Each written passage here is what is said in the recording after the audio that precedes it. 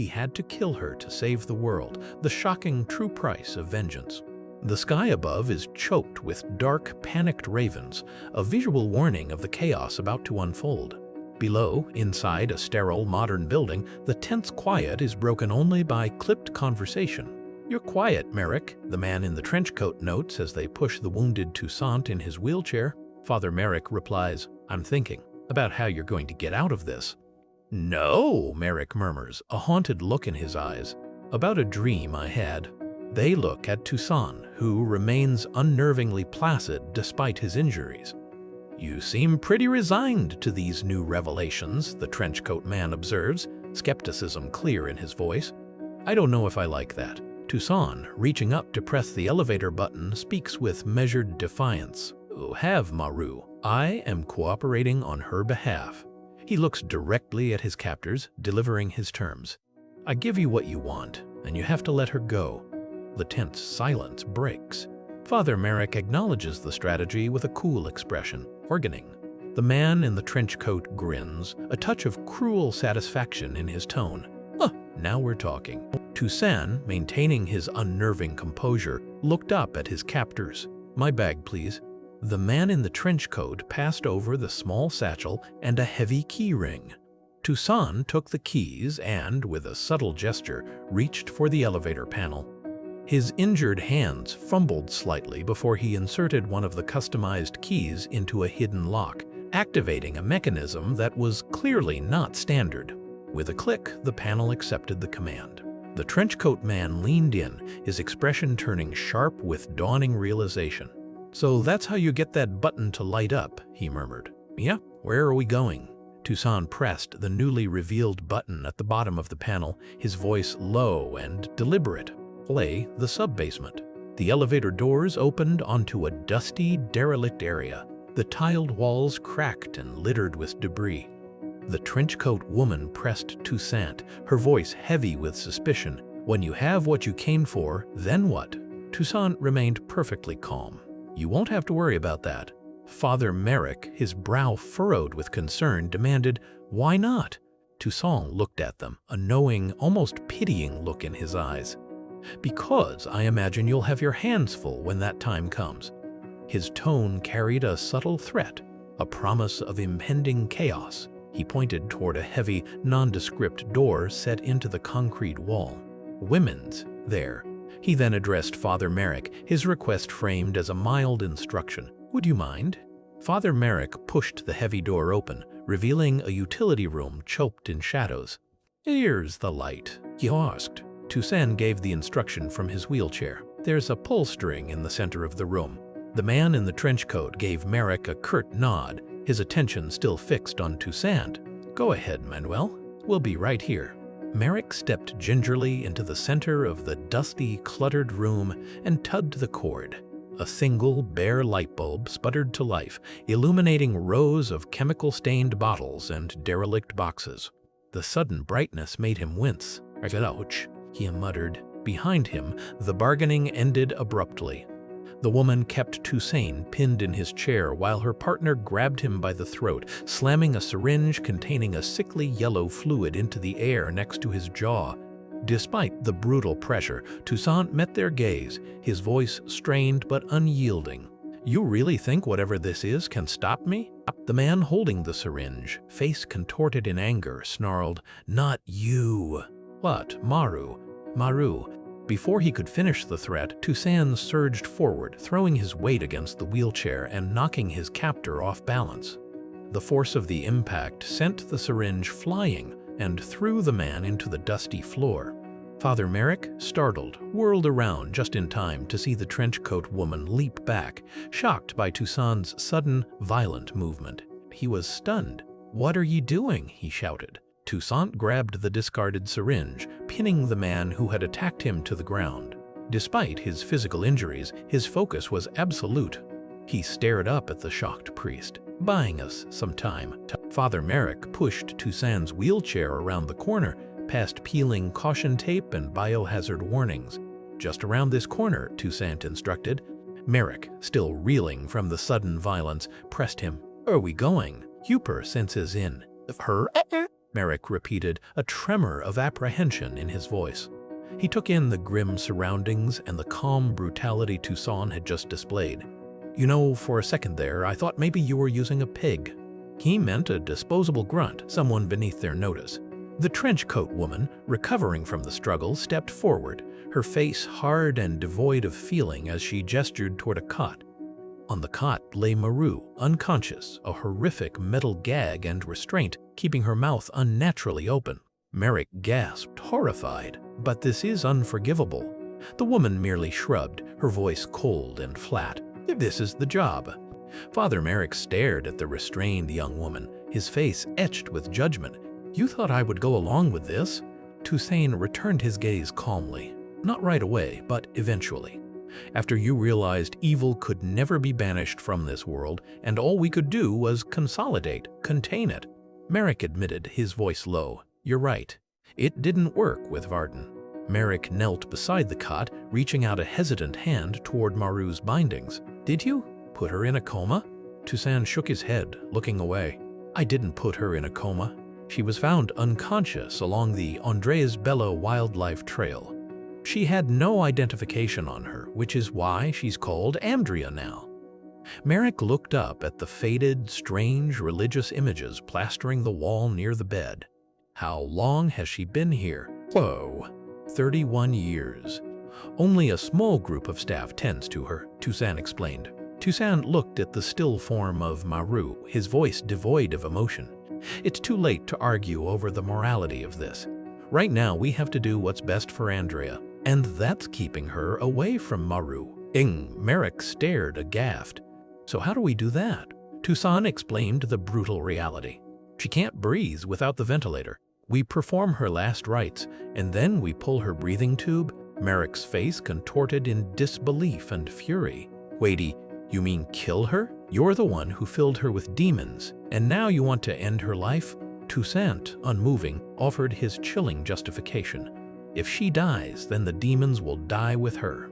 We commend her spirit to God. He will do the rest.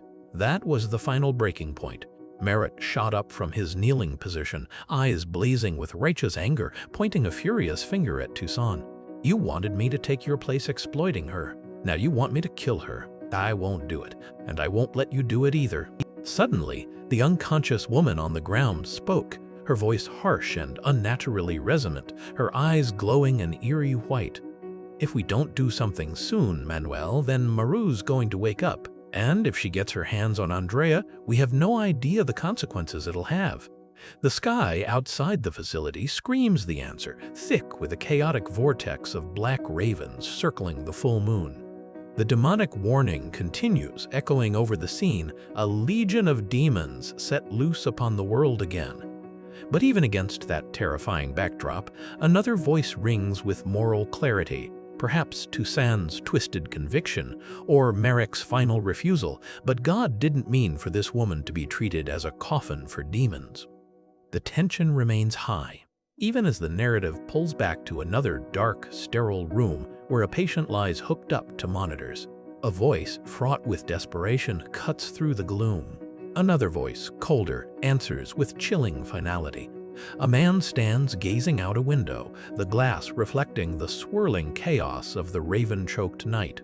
He speaks with a weary resignation. We make do and pray that God forgives us. Below, on the frigid, dark waters, two figures huddled in thick, hooded robes guide a small fishing boat through the choppy waves, the jagged peaks of the mountains rising behind them beneath the watchful eye of the full moon. The unsettling narration continues, rising above the swarms of shadowy birds filling the deep blue night sky. We're the ones they call when no one else can help. We are the church's backstop. A large, imposing building, dark and forbidding against the mountainous backdrop, serves as the stage for this catastrophic choice. The voice is deadly serious, and so even Singa. If we fail at this, we undo almost a century's worth of exorcisms. Inside, the man stares out the window, his face pressed against the glass, eyes wide with horror as he sees the reflection of his own dread mirrored in the swarming darkness. A loud, shattering crash echoes from above, startling Father Merrick. "What was that?" he demanded, his voice tight. Toussaint, seated in his wheelchair, stared upward with grim acceptance.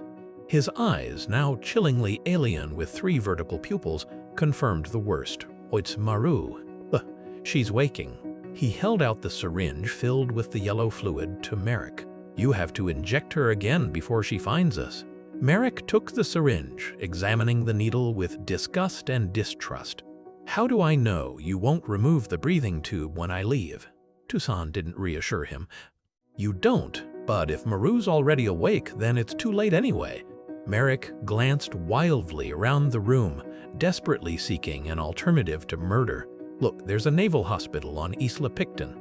If we make it to the dock, maybe someone can take us. Toussaint, however, was focused on the fragile life before them, but we'll need to keep her breathing.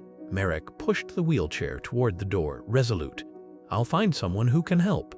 Toussaint, watching him wheel the captive out, gave one final desperate plea. You have to hurry. Merrick makes his immediate choice, pulling the cord and plunging the cluttered room into darkness once more. No, he whispers, rejecting Toussaint's plan. Clutching the syringe, he shoves the door open, pushing the wheelchair containing the unconscious Andrea and the resigned Toussaint into the gloomy corridor. But he knows he needs to move faster than this burden allows. Taking a deep breath, Merrick abandons the wheelchair and the captive, tossing the syringe carelessly onto the floor. He breaks into a desperate, hurried run down the dark, narrow tunnel, focused solely on finding the help he promised. Father Merrick sprints down the dark, dusty corridor, his face a mask of desperate fear. He runs from a terror that defies mortal understanding, the fully awakened vengeance. Maru has manifested as a monstrous, colossal raven, its black wings filling the entire frame, taloned feet scraping across the concrete floor. Above it, the grotesque, gigantic skeletal visage burns with orange flame and smoke. Perched upon the creature's back, a demonic horned rider guides a pale, skeletal horse, creating a terrifying tableau of judgment and wrath. Merrick's flight is a desperate scramble to save not just himself, but the unwitting world from the chaos now unleashed. Merrick's desperate run is interrupted by a swift, dark blade, a massive reptilian tail or claw slicing through the air, carving a bloody line across his back. He stumbles, clutching his wound, but keeps moving, reaching a large door. Stygian, the door, he gasps, desperately trying to force it open. But the door will not yield. He turns back toward the inner room, realizing he's been locked out. He shouts through the wood, "Open the door." Inside, Toussaint stands over the unconscious Andrea, now wearing a hooded cloak with the symbol of the church emblazoned across his shoulders. He gently touches the woman's forehead, his voice filled with genuine sorrow. "I'm sorry, Manuel.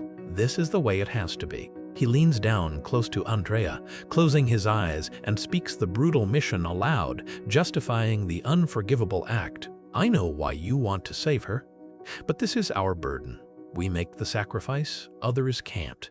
Sacrificing one life for the sake of all others." From the other side of the door, Merrick's desperate screams are muffled. "Open this door. You're killing her. You're inside." Andrea struggles faintly on the cot, her face twitching in pain as the demons within her begin to die. Toussaint, facing away from the door and toward the patient, holds a sheet over her head, preparing to smother her. The weight of his terrible conviction settles over him. "I just couldn't take the risk, Manuel." Outside, the small window on the door is streaked with blood, painted there by Merrick's panicked, injured hand. Toussaint turns, his eyes widening in shock and recognition of the situation. Toussaint looks through the small, blood-smeared window. Outside, Father Merrick, bleeding heavily from the horrific gash on his chest, slides down the doorframe, his fingers clawing at the glass. He forces out a desperate warning. "Run!" Toussaint immediately throws the door open and catches Merrick as he collapses, sinking to the floor. Merrick looks up at the old priest, repeating the frantic command, "Follow me, run!" But the warning is too late. The trenchcoat woman, Stygian, appears silently behind Toussaint. Her face is a mask of grim determination as she plunges a sharp blade into Toussaint's back, driving the knife deep into his body, right through the elaborate cross emblazoned on his ceremonial vestment. Blood pours instantly from the wound. Toussaint looks down, registering the shock of the deep, immediate betrayal. Toussaint slumps forward, bleeding profusely. Stygian stands over him, the knife still dripping crimson, her expression hard. "I told you you'd have your hands full."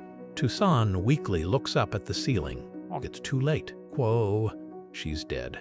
The sound of soft footsteps interrupts the grim scene. Toussaint looks down in horror as a bare foot, attached to a figure that has just risen from Andrea's cot, steps onto the floor. The foot is unmistakably healthy and vital. Toussaint groans, despair mixing with a dark sense of irony. "O ye of little faith!" The fully awake Maru stands before Stygian. Maru is unbound and glowing with power, her eyes burning yellow. Stygian turns, addressing Maru's malevolent energy with a curt, businesslike tone. That's it. That's it. To me." Stygian, confident in her betrayal, placed a hand on Maru's shoulder, a sickeningly pleasant smile on her face. "The master will be pleased. He missed you." Maru's eyes, now pools of malevolence, fixed on Stygian, and a subtle shift in her demeanor sent a cold tremor through the woman. Maru leaned closer, her voice thick and menacing. "Every one of you." Stygian realized too late that she had not mastered this demon, but merely delivered herself to it. Her eyes widened in panic. "What are you? No, wait!" The demon was upon her instantly, a horrifying burst of violence as Maru ripped her head apart with savage force.